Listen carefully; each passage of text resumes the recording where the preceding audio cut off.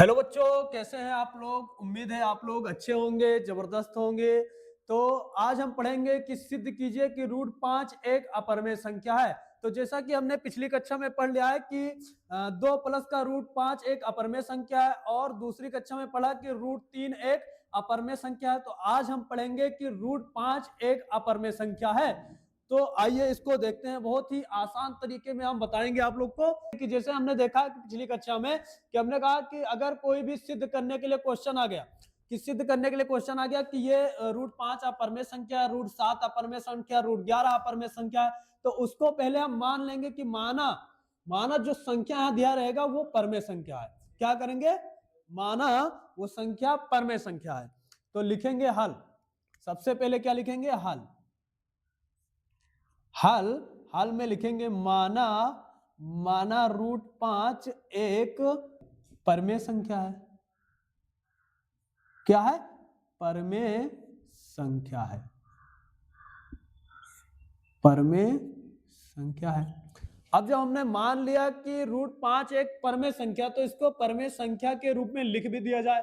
तो लिखेंगे रूट 5 बराबर का पी बटे का क्यू। इस टाइप से हम लिख देंगे। अब पी और क्यू का एक कंडीशन है, वो भी लिख दिया जाए। लिखेंगे पी कामा क्यू एक पूर्णांक है। क्या है ये? पूर्णांक है। पूर्णांक है। और उसके साथ में पी और क्यू का जो एचसीएफ है, पी और क्यू का जो एचसीएफ है वो कितना आना चाहिए? एक। पी और क्यू का जो एचसीएफ है वो कितना आना चाहिए? एक आना चाहिए। अब क्यू का मान 0 नहीं होना चाहिए। क्या होना चाहिए? क्यू का मान 0 नहीं होना चाहिए। अब देखिए क्या लिखा है क्वेश्चन, रूट 5 बराबर का पी बटे का क्यू। ये क्वेश्चन है। हम क्या करेंगे? दोनों पक्षों का वर्ग कर देंगे। लिखेंगे दोनों दोनों पक्षों का दोनों पक्षों का वर्ग करने पर वर्ग करने पर चलो दोनों पक्षों का इसका वर्ग कर दिया जाए। जब रूट 5 का हम वर्ग करेंगे तो रूट 5 और स्क्वायर हो जाएगा। इसका वर्ग करेंगे तो पी बटे का क्यू का स्क्वायर हो गया। अब देखेंगे स्क्वायर से रूट खत्म हो जाएगा, तो बचेगा हमारा क्या? 5। ये पी का करेंगे तो पी स्क्वायर, अब बटे का क्यू का करेंगे क्यू स्क्वायर। ये हो गया। अब हम क्या करेंगे? क्रॉस मल्टीप्लाई, क्यू स्क्वायर को इससे गुणा करेंगे तो क्यू स्क्वायर आ जाएगा। 5 आ जाएगा हमारा नीचे, पी स्क्वायर बटे का 5। अब पिछली कक्षा में हमने क्या लिखा? सेम टू सेम वही कि पी स्क्वायर 3 से विभाज्य है तो पी भी 3 से विभाज्य होगा। तो यहाँ 5 आया तो लिखेंगे पी स्क्वायर 5 से विभाज्य है तो केवल पी भी 5 से विभाज्य होगा। लिखेंगे हम कि पी स्क्वायर 5 से विभाज्य है, 5 से विभाज्य है। तो केवल केवल पी भी 5 से विभाज्य होगी, 5 से विभाज्य होगी। चलो ये हो गया। अब अगली बार हम क्या करेंगे? P को हम मान लेंगे, कुछ भी मान लीजिए अल्फाबेट में। हमने P बराबर मान लिया 3s या 3k। P बराबर सॉरी, अब हम क्या करेंगे? P को हम मान लेंगे कुछ भी। P बराबर हमने मान लिया 5k। अब संख्या क्यों माना? पहली संख्या में तो हमने मान लिया था 3, तो यहां पर 3 था, जिससे भाग करना था उसी संख्या को मान लिया। अब संख्या में हम 5 से भाग कर रहे हैं तो 5 मान लेंगे। तो हम क्या करेंगे? पी स्क्वायर, पी बराबर मान लिया 5 के। अब जो कंडीशन हमारा था ये सेम टू सेम इसी पे रख दो। क्यू स्क्वायर है तो क्यू स्क्वायर बराबर पी स्क्वायर, पी के जहां पर रखेंगे 5 और के स्क्वायर है तो स्क्वायर बटे में 5 है तो 5।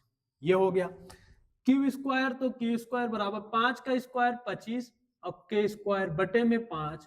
5 से 5 गुणे 5 25 आ गया। यानी आया क्या? क्यू स्क्वायर बराबर 5 के स्क्वायर। अब देखिए के स्क्वायर को हम यही रहने देते हैं। ये 5 गुणा में आ जाएगा इधर बटे में आ जाएगा, तो क्यू स्क्वायर बटे का 5। अब देखिए यहां पर आया था पी स्क्वायर बटे 5, तो हमने ये लाइन लिखा था। अब क्यू स्क्वायर बटा 5 आ गया तो फिर वही लाइन लिखेंगे, बस जहां पी स्क्वायर है वहां कर देंगे क्यू स्क्वायर, और सेम टू सेम वही लाइन। तो लिखेंगे क्यू स्क्वायर 5 से विभाज्य है, 5 से विभाज्य है, तो केवल क्यू भी 5 से विभाज्य होगा, 5 से विभाज्य होगा। अब हमने ये देखा कि P भी 5 से विभाज्य हो रहा है और Q भी 5 से विभाज्य हो रहा है। इसका क्या अर्थ निकला? इसका अर्थ ये निकला कि P और Q का जब हम HCF निकालेंगे तो आएगा 5। हमने क्या कहा था कि P और Q का HCF 1 होना चाहिए। P और Q का HCF क्या होना चाहिए? 1 होना चाहिए। और HCF आ गया हमारा कितना? 5 आ गया। लगा तो हम क्या, हमारा जो माने थे हम, वो हो गया गलत। हम जो माने थे कि ये परमेय संख्या है तो वो हो गया गलत।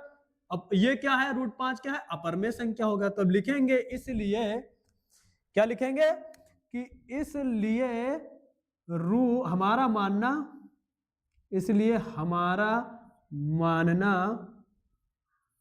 गलत हुआ। क्या हुआ? गलत हुआ। आप अगर चाहें तो यहां लिख भी सकते हैं इस वाले लाइन में, जस्ट इसके ऊपर, कि P, Q का HCF कितना आ गया है? 5 आ गया है, ये आया है। और उसके बाद में लिखेंगे अतः हमारा मानना गलत हुआ, इसलिए √5 एक अपरमेय संख्या है। क्या है? अपरमेय संख्या है। इतना अगर आप लिखेंगे तो आपको 3 नंबर का क्वेश्चन रहेगा और पूरा का पूरा 3 नंबर मिलेगा।